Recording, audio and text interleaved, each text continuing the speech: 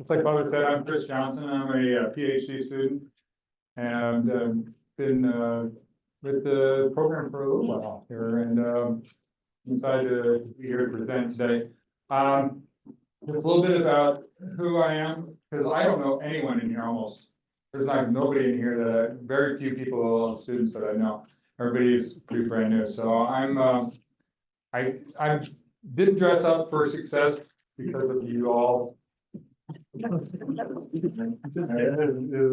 work for the Christ Latter-day Saints. I'm a safety manager, a senior safety manager with them in the meeting house and facilities department, in which I handle about 9,000 safety. I do the safety for 9,000 buildings globally, internationally, and so I'm here on my taking some time to come in and present to you this presentation.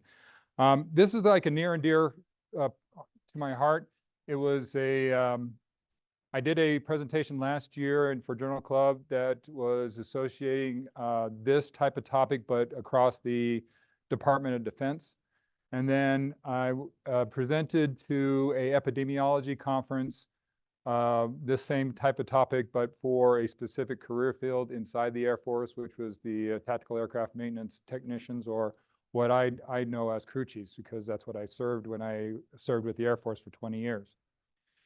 This topic, I myself was involved in peripherally with a lot of the individuals who were engaged in alcohol use. And I saw firsthand a lot of the situations that led to the demise of several of my friends based on their alcohol abuse. So let me tell you a story real quick before I get into this. The year is 1996.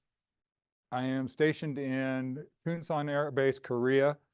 And while I'm stationed there, it was a Friday night. Everybody was drinking quite heavily. The NCO club was just hopping. The music was loud, and the beer was flowing. And everybody was getting pretty lit, and they were having a good time.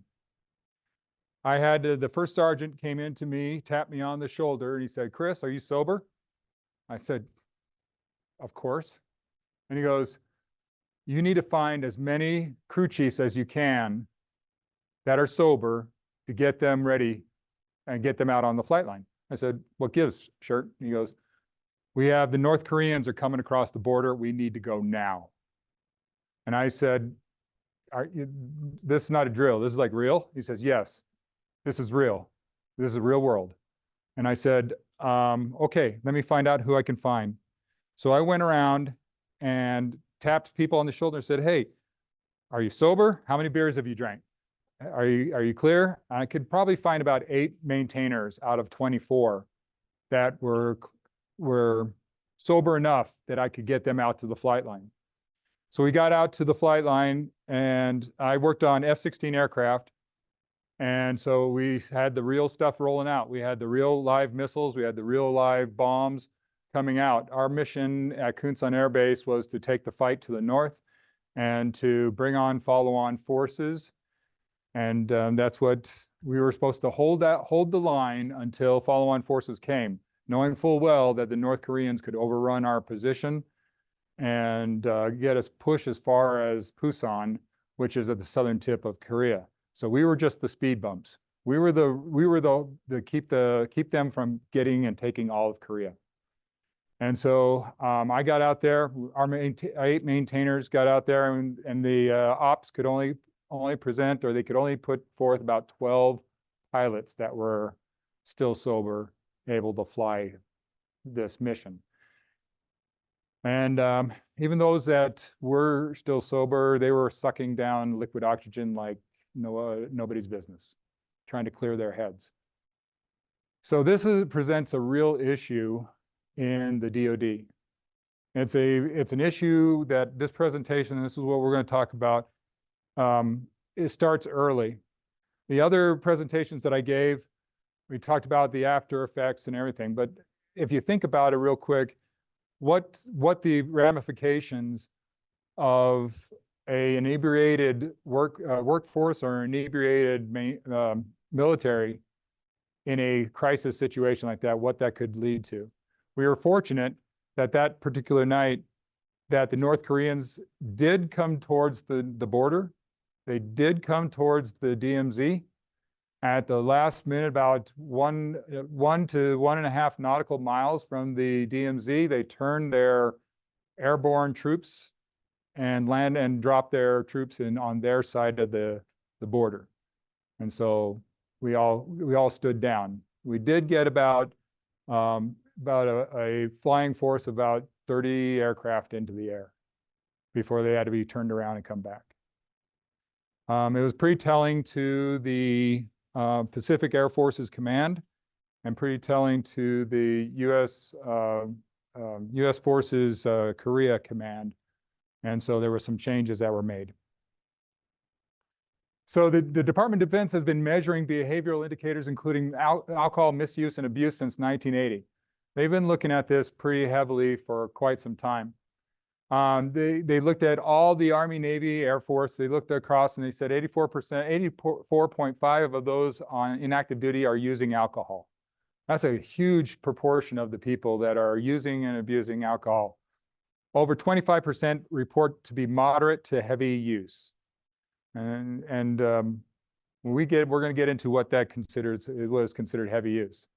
From 1998 to 2008, heavy alcohol use defined as 5 drinks or more, at least once a week, and shows significant increases in percentages of individuals have engaged in recent heavy alcohol use among active duty members. All right. One of the key indicators about how this affects people normally is that TRICARE Prime, which is the medical system for the military. Beneficiaries in 2006 estimated that alcohol misuse cost the DoD over $1.2 billion. So binge drinking, typically defined as 5 or more drinks on one occasion during the past 30 days, has been linked to serious consequences. Now you get these young troops that come in and got away from mommy and daddy, and now they're out in the world and they're drinking them pretty heavy. Negative consequences and productivity loss are associated with various drinking.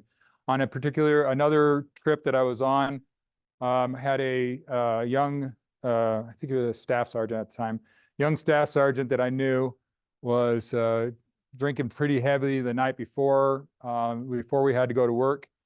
He showed up at work still pretty inebriated. We set him up on this wing and let him sleep it off as much as he could before we got done. We kind of worked around him. This was the type of atmosphere and the permissiveness that was being allowed inside the organizations.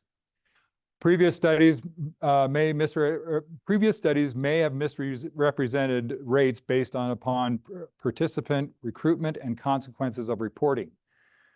So even though it is a fairly permissive atmosphere, there are UCMJ, which is the Uniform Code of Military Justice, UCMJ ramifications for dereliction of duty, missing formation, and some other different types of penalties that are inside that. Studies did not, and they didn't. People would not want to report that because then they would be held responsible for those actions and things that the negative consequences to their careers that would result. Studies did not report consent, process, and confidentiality assurances to the recruits when they were doing these studies.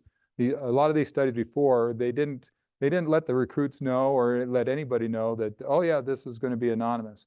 And so you're going to get people who are going to say, well, if it's not anonymous, I'm not going to report. I'm not going to be part of the study. And that's what we were facing in previous studies.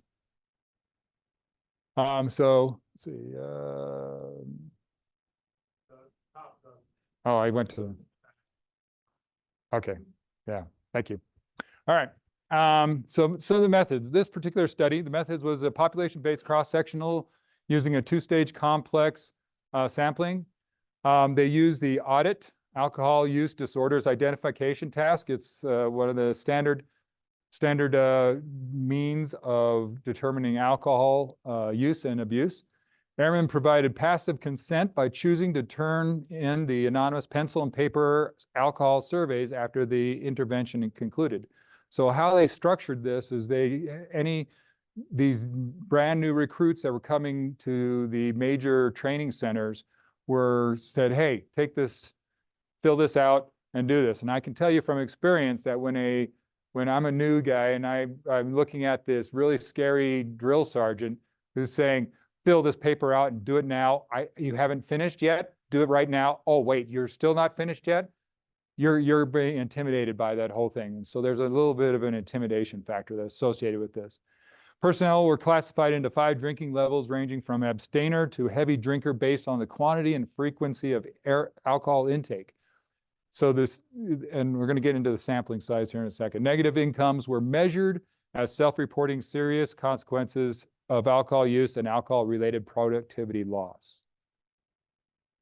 Okay, so our population, they had a pretty big size population. You know, they had captivity of all these different military members that were coming in. Now, this was over the course of 4 years, so it doesn't mean that it all happened at once. It was over the course of 4 years, but they did have the ability to sample and take samples from a large amount of people. They did randomly select male and females 18 to 35 who were in technical training at one of the 4 military installations. I attended, well, we'll get into that because there's a chart, but everybody goes through Lackland. Everybody goes to Lackland, which is in San Antonio, Texas. And Fort Sam Houston is, the Army has a detail there, but the Air Force sends some people to that side too. No inclusion or exclusion criteria for participating recruits. They did have kind of excluded from the analysis because they were missing age, alcohol use disorder, the audit, and the date of the assessment. So if they were missing those things, they excluded those, which was about 1,600, a little over 1,600 people because they didn't have that information. So the grand total of the assessment came out to be that 48,930. And this is the breakdown, what the breakdown of the different levels. So you had your abstainers, the people who didn't drink at all, the infrequent, the moderate, heavy, and then the full heavy. And this is the, how they broke down the study. Some of the ones, they did break it down by pay grade and things like that. So statistical analysis, they use this software right here to analyze the proportions, the means, medians, standard deviations. They were looking at the audit tests and they were measuring off that. They used the Wilcoxon 2-sample test, and they also use a very robust ANOVA model. And then you see the alpha level that they have for that. Okay, so the results. What the results they came up with is that alcohol negative outcomes showed I can't even say that word, dose-response relationship with drinking levels. Drinking trends are declining over time, but alcohol use remains quite prevalent among new trainees. The airmen who do drink may be at very high risk group, even compared to other at-risk populations. And underage airmen are heavy drinkers, higher than national rates, also scored in the risky drinking meriting patient education range for alcohol problems on the audit. So all those things are the results, but what it was saying is coming out is that you have a lot of new kids coming out of high school or out of junior college or whatever that are wanting to join the military. They're already drinking pretty heavily, and they're drinking probably more than they should be, and they're joining the military. They get into the military, go to basic training, where the permissiveness of it is pretty prevalent, and it increases that amount. So now you got people who may have been light drinkers or maybe social drinkers are now moderate to heavy drinkers. And it continues on. And now it's starting to affect performance, it's affecting the actual deployment status for some, and they can't function other than with an alcohol or with something in their hands. So this became a very important topic for the DoD to look at how we could do this. And it became a very important topic for the Air Force because you have people who are maintaining aircraft that people who are flying those airplanes rely on those that are maintaining them to maintain them to the proper levels. So here's some of the drinking rates. Lackland, Sam Houston, and then Shepherd. I went to Shepherd too. I did Lackland, and then I went to Shepherd for my follow-on technical school training. At both of those places, you see that the percent of drinkers on site, half the people that were surveyed, that's where they did. I can tell you right now that Shepherd Air Force Base is kind of the devil. So it's a place where a lot of alcohol flows. Matter of fact, when I was stationed at Kunsan, Korea, going back to that original story, when I was stationed at Kunsan, Korea, at that time in 1996, it was the number one alcohol sales for the entire Pacific Air Forces, and they wore that badge with the badge of honor. All right, here's some other statistics. The number sampled, the median, the standard deviation, and the ranging. I thought some of the significant ones for me was that the median here, but the under 21, I thought was the standard deviation there. I thought that was pretty significant for me. All right, we got a little bit of charting here. This is talking about the percentage of drinkers in each of the audit risk zone prior to the training. And they were looking at them, prior to coming in and where they were going, what they were, and this is the scores that we're using. And then giving you the underage. If you look at here, I mean, for the underage, it's quite significant.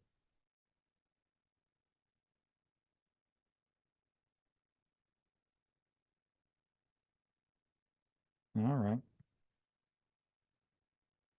The presentation didn't even discuss like the trauma and the motor vehicle accidents and the DUIs have to be young soldiers or Soldier can get charged with vehicular homicide. Well, Which one? There's so many. so many. There's so many. Yeah. It's a major. I don't know why this is not working. Is that frozen? It is frozen. I didn't get into, with the paper, it was really just identifying the causes and everything like that. The ramifications, the after effects, there is so much that is associated with it. Alcohol, DUI rates. There is incidents of violence, both. Okay, thank you. Incidents of violence both domestically and within the ranks. Yeah. There are so many things that are associated with it. I knew a staff sergeant that he showed up, he was inebriated out on duty. They sent him to the hospital to have him take a urinalysis and to report in, and I mean, he urinated on the nurse. There was just a lot of unacceptable behavior that comes from this. And the root cause of it generally is there's something in their behavior or something in their past that needs to be addressed that hasn't been addressed. And that's in my experience. People that I know, they're all dealing with something very traumatic, and they are using alcohol as their medicine. And then with the trauma plus the exuberant use really is a recipe for an alcohol use disorder. Correct. Well, there's also, and you'll probably mention this at some point, the culture of the Air Force and the environment. Right. It reinforces alcohol use. It does. With that sort of environment, plus people who may have experienced trauma, plus the opportunity to drink and the likelihood of a alcohol use disorder. I mean, so the environment around them makes it more likely that these things are going to manifest. Yeah. So the individual I was talking about, who we kind of let sleep on the wing and sleep it off, and so that he could do his job. See, he died from alcohol poisoning. It never, darn. Sorry, I didn't mean to get emotional about that because he was a good friend of mine. His alcohol use was so traumatic in his life and so bad that he didn't wake up one day. So there's something that it's personal and it's something that is, it's something that is a hazard to inside the work environment when you have these kind of situations. So I asked I asked these questions for discussion. And one of the first questions is the Air Force's decision, and this is what they decided to do, the Air Force's decision to universally disseminate brief alcohol interventions and random breathalyzer testing during technical training present as a violation of the Airman basic rights. Does the military have the right to just make you take a breathalyzer or be in a bottle? What about the new military versus the old? In the old military, they could do whatever they wanted to you. They own you. Yep. But now it's more of a job than it used to be. There is a difference. There is a difference. Good point. What else? Anybody else have any thoughts on that?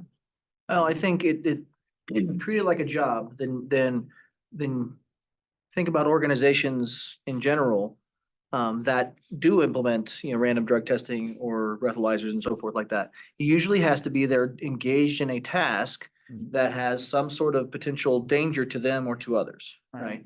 And if that's the case, then you can then justify very easily doing, breathalyzers or other types of tests prior to them engaging in said task, right?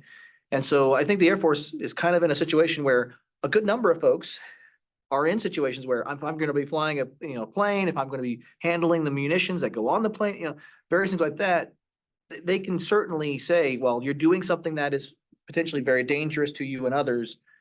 Every time you come in, you're gonna have to do this. So that way we know that people are sober when they're, moving, munitions around or working on planes or whatever. So But you also have the drug-free workplace that was Yeah. enacted in 1982. If exactly, you have any federal money, i.e. Air Force, yeah. right, you have to be sober when you show up for work. Mhm. Right? Yeah. And so absolutely, this is not unprecedented. And this is limited to enlisted. Well, yes and no. I mean, you do have the rank structure and such that they look at they surveyed all the enlisted and everything like that. I would argue that you could survey some of them college boys and they would. Absolutely. I think the numbers are nuts. I think so, yes. Are they afraid to enact it because it's gonna be the detriment to recruitment? Yeah, they're hitting so much, they're so low on their recruitment right now, it would be something that they would. I'm now removed enough that I can't speak to it totally like that. I can only from my peripheral of who I've talked to and friends of mine. But yes, that could be a recruitment issue. The next question, what kind of approach should leaders take for heavy alcohol users in technical training that would foster positive attitudes as opposed to defensiveness and stigma? So let's take this out of just the military. What about in your own workplaces? Because the workplaces, they would be the same thing. I think these questions actually could translate across. What would you want to take as a intervention for somebody in a workplace? Well, I think taking the alcohol permissiveness culture is going to be key. I mean, when you look at, is Matt here? When you look at lawyers and alcohol use, a lot of the contribution is the crazy work hours, right? The trauma from work, the burnout, plus happy hour that you should go to climb the social ranks, the hierarchy, and then it just manifests itself. And now we have lawyers who are struggling with alcohol use or cocaine use. That's a big one for them, and I mean, the last movie I saw, Top Gun, the Maverick, like what, 30% of the scenes were in that bar? Yeah. Right? So it's very much if you're not on base, you're at a bar. And I can tell you from my personal experience, because I'm not an alcohol drinker. I wasn't invited to some of the things that were important for me to be at. And I was good for the guy to be the designated walker, but I wasn't good enough to be the guy to, hey, you got this TDY coming up. Oh, wait, Chris can't go because he doesn't take. So. All right, last question here is. Chris, can I interrupt? I'm Sure, sorry, I just got a absolutely. comment from someone online, a question Sure. from Micah online. He wants to know, were there any comparisons to alcohol usage in other branches of the armed forces within the study? Yeah, well, not this study. The one I did before, I did compare to the others, to the Army, Navy, Marine Corps, Space Force. So there was a comparison in the previous study that I had done. I can be happy to, I hope I didn't overwrite this. I could be happy to share that study. It's a very similar in there in the comparisons. The branches had differences in their alcohol usage. But if I remember right, I think it was the Marine Corps was the highest, which was interesting because they have the least, except for the Space Force, they were the smallest amount of soldier or Marines that were in this organization. So, but yes, there was another study that I did that has that information. Yes, sir. So comment on the second question. Mhm. The leaders have the same problems and the same attitudes as their subordinates. So if the leaders are also having a heavy alcohol problem, they'll follow the protocols and they'll do what the Army tells them. Like a lot of these other problems, it's just gonna be swept under the rug and going through procedure. Yeah, so I'm gonna show you a couple of pictures at the end here, and I'll comment on it and I'll address what you thought about. Anybody else? All right, so some strengths. This was a large sampling. I thought it was a pretty large sampling. The results, that use of broad prevention programs would indeed be worthwhile for a large population of airmen. That was one of the suggestions from this. They thought that it would be a good idea for that. This particular survey that you were looking at, they did assure the anonymity, other than the one that was done before by several experts. And then the consistency, I did it wrong, sorry. The consistency of the estimates in prior survey, there was a level of consistency across the board. Some of the weaknesses though, was they were unable to access the link of this data to future alcohol related problems, which is what they addressed. They didn't go into, well, what are the after effects of why, what happens? They didn't talk about that at all. They had no differentiation based on gender and race and ethnicity. They didn't identify that. They're subject to recall bias due to self-report, people who don't want to report because they're going to get in trouble. So they didn't really report properly, and they needed to identify future work to further illustrate what other factors contribute to the maintenance of alcohol issues in the setting. So they didn't address all those kind of things. So there's my references. All right, so then I wanted to look at this. This here is what we call the dining in. It's the same thing right here. What they are dipping into is what is called the grog bowl. Grog bowl is usually the most grossest thing that you could possibly think of, but usually there's an alcohol. Before there was just strictly alcohol. Then they started coming with a non-alcoholic grog bowl and an alcoholic grog bowl. The alcoholic grog bowl was just like every kind of alcohol, that hard liquor that you can think of poured into one bowl with probably a can of pea soup or something to make it look really gross. But the tradition is that you drink from the grog bowl for any infraction that you have committed inside the dining in. You are sent by the dining in command to the grog bowl to drink from the grog bowl for your infraction. And you had to put the cup over your head to show that you had actually drank the substance that was in the toilet bowl. Usually that's where it was. And you can see the ranks of those who are participating. This rank right here is a flag officer general. That's lieutenant colonel, that's full bird colonel. I can't see the ranks, so individuals there, they have the shoulder bars, so they are officers. So this is not a enlisted only issue. Yes, sir. Oh. Chris, since I know you, I'm gonna put you on the spot Go ahead. and ask you a PhD. No, Dissertation don't do type that, don't do question. that. Okay, I ran over time. what does the name John Stepp mean to you? And if it means anything, how does it relate to what you're Say that word saying? again. John Stepp, have you heard that name? I have not. Okay. John Stepp was an Air Force MD. Hmm. And one of the reasons driving today is as safe as it is because of him. Mhm. He was a doctor in the Air Force, and this is in the 50s, and the Air Force lost a lot of test pilots. If you look at Air Force base names, they're all named after dead test pilots like Edwards. Right. And the Air Force was losing more pilots to automobile accidents than from crashes. See the one with the seatbelt? Yep, he rode the rocket sleds Mhm. and he used himself as a guinea pig. The original jets didn't really worry about restraints much, planes, because they didn't think your body could withstand a big deceleration. John Stapp thought that you could, and to prove it, he did all these tests on himself, including going through like 42 Gs, going from like 600 miles an hour to a stop in 2 seconds or something. And but he used himself as a guinea pig.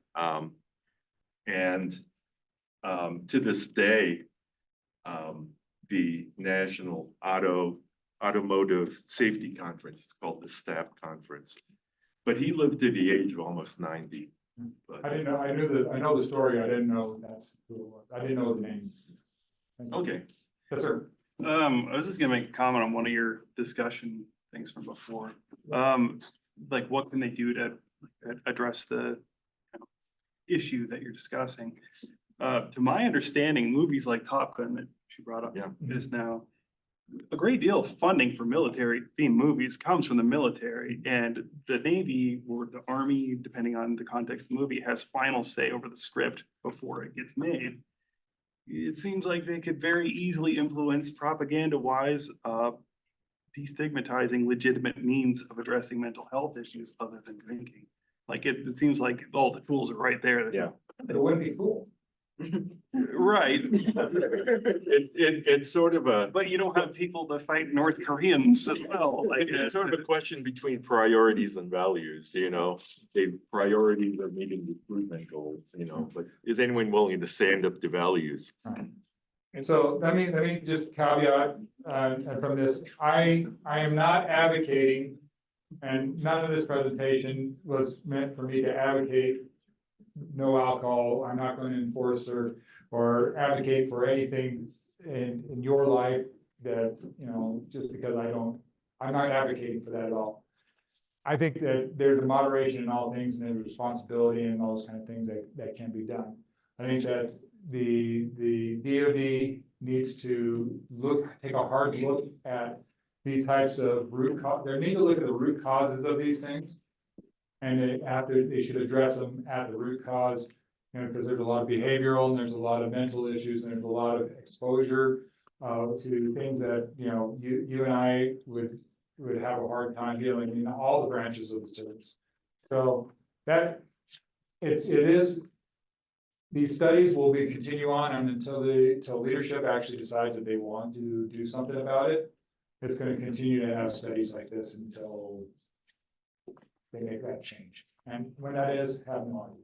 So anyway, thank you for your time. I'm sorry I went over. One more question.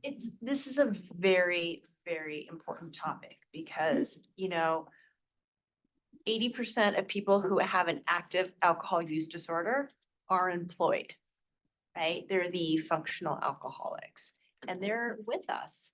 And they are ill, but also at the detriment to your colleagues, coworkers, and company, right? And so by shining light on this, what can we do? And if it means we create a recovery-friendly workplace where the shame of having an active addiction, where people can seek treatment and help, absolutely, we need to pay attention and really changing that culture. We're having a safety culture, but that also means within our lives where we're addressing suicide.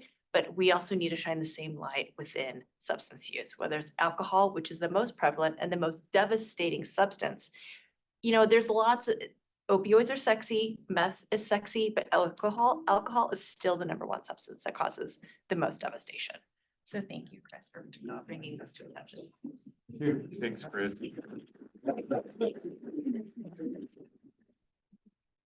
Doesn't have that type of be in the section. It's bad.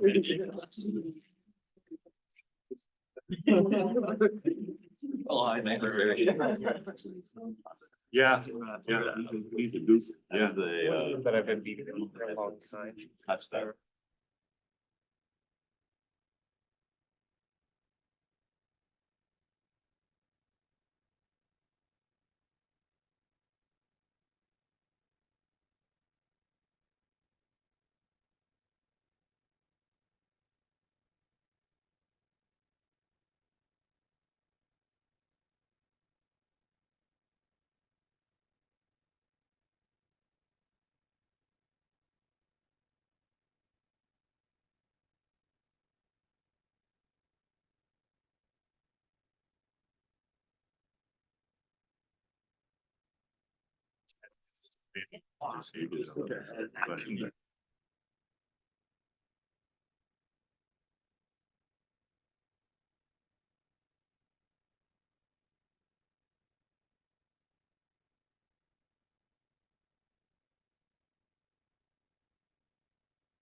That working?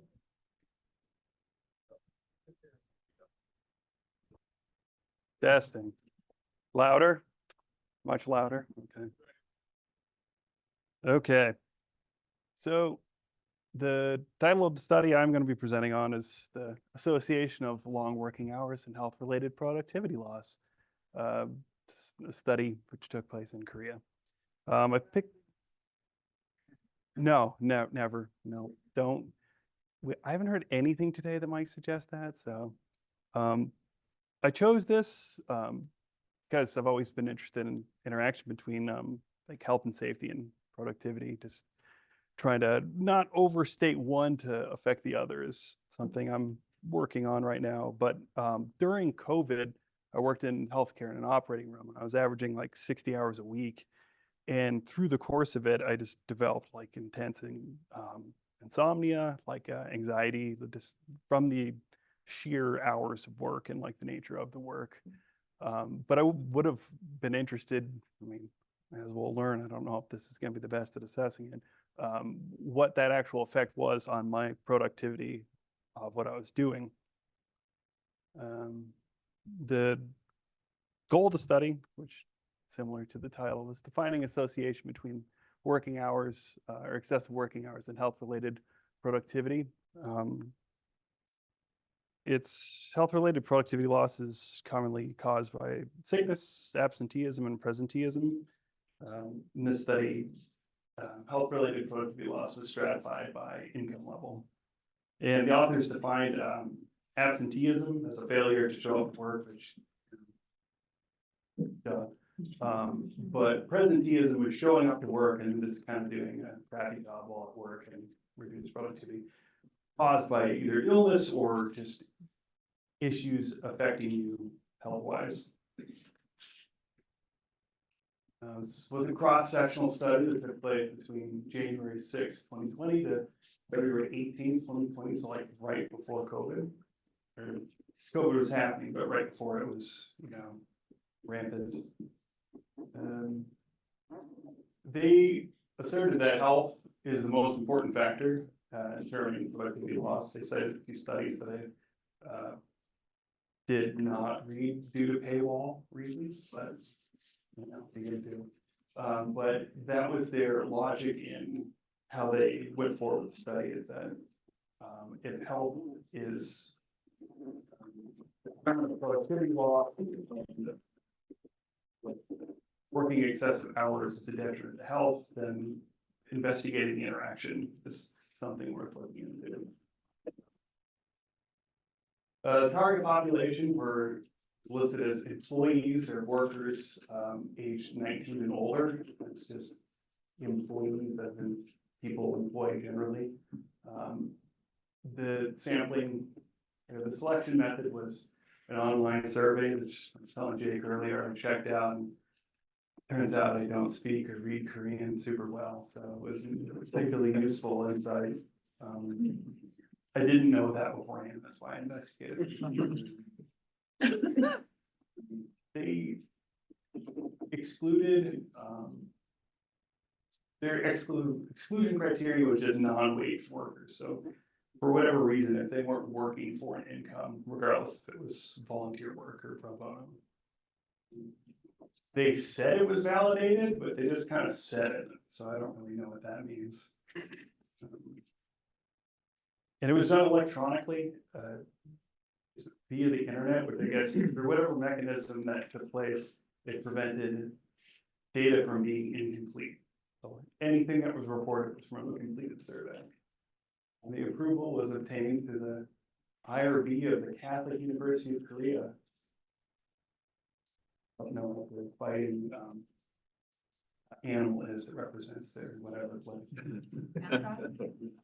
No, I got it. So absenteeism was defined or calculated, sorry, as hours missed due to work or due to health problems divided by hours missed plus hours worked, which would give you a percentage of the productivity that you missed or would have happened if you were well. Presenteeism was defined as, or not defined, sorry, calculated as, through a question through the survey that I'll give you the name of in a second. The question was, in the past 7 days, how much did health problems affect your productivity while you're working? And giving an answer between 0 and 10, like 0 meaning, no, I'm great, like, I was fine, don't worry about it. 10, I was incapacitated, I wasn't productive at all. And then dividing that by 10 to give you a percentage. And health-related productivity loss was absenteeism, presenteeism multiplied by hours worked in the last 7 days. Questionnaire included demographic characteristics like age, gender, education level, marital status, drinking behavior, smoking status, and physical exercise. Participants were then classified into 4 groups of less than 40 hours worked, 40 hours worked, 40 to 51 hours worked, and more than 52 hours worked. They're also separated into 3 different income classes, which they're not, I'm not exactly sure like what the cutoffs were. The analysis was extensive and not the most engaging reading material as the reader and consumer of this. The researchers analyzed the characteristics of the study, calculated variables related to the weekly working hours and health-related productivity loss, which included calculations for overall health-related productivity loss, presenteeism, and absenteeism. They also tested the difference between these variables across demographic groups using the students' t-test and ANOVA.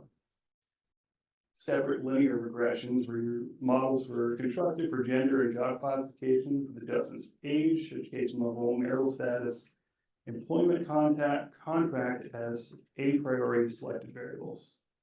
Additional analysis were conducted with stratification for job classification, white collar versus blue collar, and all statistical analysis were performed with SAS and R with a significance defined as a two-tailed p-value of less than 0.5. Results, there was a lot.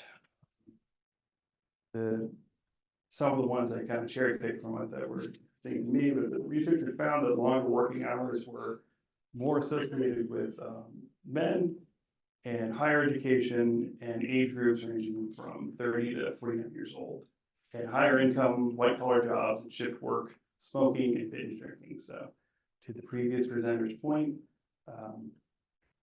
who'd have thought like a lot of working hours means you might drink more. Among the males, longer working hours were correlated with a higher health-related productivity loss, particularly with the lowest income group. For males working over 40 hours a week, each additional hour increased health-related productivity loss by 0.722%. But no similar association was found for females. I don't really know why, but the health-related productivity loss was higher among females, younger workers, and lower income households. They brought up the point that it was affecting women sooner in the additional hours worked, which I don't know if that might be an interaction with the division of, say, like responsibility within households, where it's like if it's more shifted towards women, then they have a higher workload, so they're more to handle, easier to have adverse outcomes.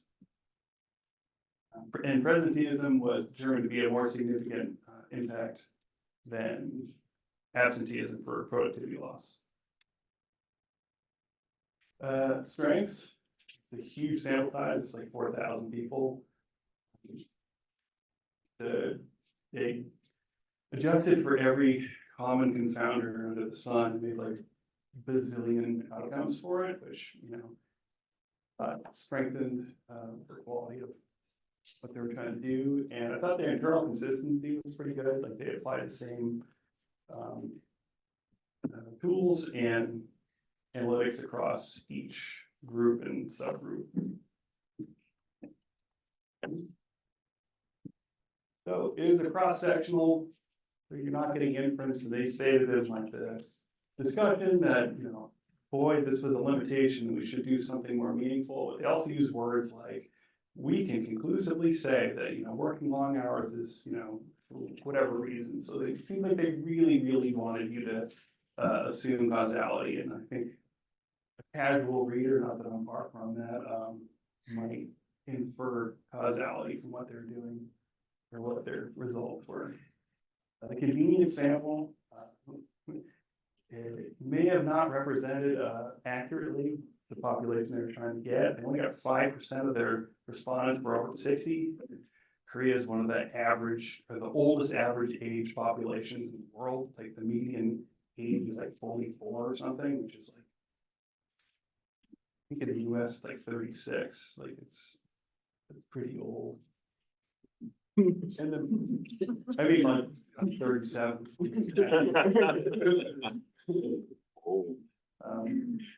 But the measurement they used was like one question, and it's not robust, it's not, you know, thorough, and it's certainly not objective. They're reporting about themselves, so I thought that was weak. I thought the study for a cross-sectional study was actually pretty good, like the lengths they went to make it, you know, for cross-sectional more bulletproof, but less leaky as other ones I've read. And I think it's like, would have been interesting to see this take place, like maybe 6 months after when they did it during COVID, just to have see the effects of overwork or just COVID as illness and productivity. So here's my questions.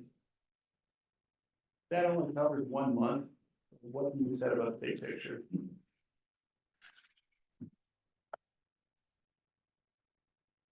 Do you know if they did like an after COVID study and the same demographic? I don't know. It would be interesting to see, because that would help with the big picture before and the specific population. Yeah.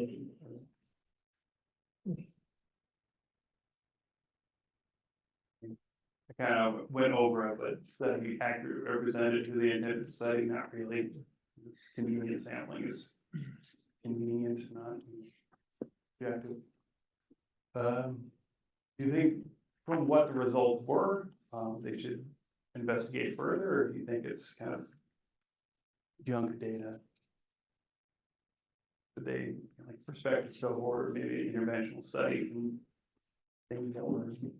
I mean, I think part of it is kind of a question of intent, right? Yeah. Because the intent of this paper it does have its problems, but the intent that it doesn't seem like they're really setting out to show necessarily some causal link. At least that's not how it struck me. It seems like it's more of a measurement paper. Like they're trying to hammer in on like what is some way that we can measure the productivity loss due to worker illness, be that they show up sick or they miss work. Yeah. And so in that regard, yeah, of course, there's other important confounding factors you could control for, but I think like in that scope of like a measurement study, I think there's definitely value to additional research, and I'm not sure it goes down the road of case control trial, randomized control trial, that, because you're not really like testing an intervention, as it were. Yeah.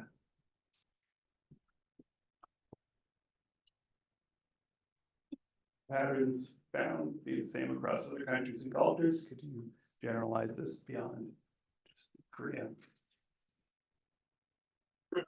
I don't know the difference, but I would be interested to see, based off cultural differences between our country and Korea, because there's a lot. Yeah. What if our country has more or less presenteeism and absenteeism when we're much more individualistic? Yeah. Where they are looking more as a team. So does that lead itself more to people showing up even when they're not gonna be as productive? Or is it when they're sick, they stay home, where here we only care about our sick, keep hoarding our little sick and vacation days and not wasting one on a random day.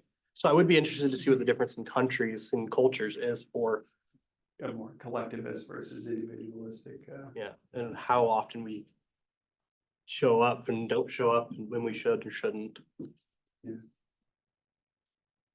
Just a comment online from Micah. He says that responding to question 4, the methods seem to be pretty reproducible, which could help at least measure in a consistent way in another population. This is his comment. Yeah. And did we learn anything that we didn't already know? What I want to know is what are they going to do with this data, Yeah. right? Mhm. Is it going to change the work culture? I mean, we have a 40-hour work week because of unions. You know, I don't know what the collective bargaining is in Korea, but would they be able to do something with this? Or is Samsung going to go, oh, okay, and then toss it, right? And nothing has changed. Union activities heavily constrained in Korea because of the whole communism in the past thing. So unions are really like policy-wise, they don't have nearly as much power in Korea as they do here. I didn't realize. It's a bit of fear surrounding socialist movements. Ah. All right. So that's that.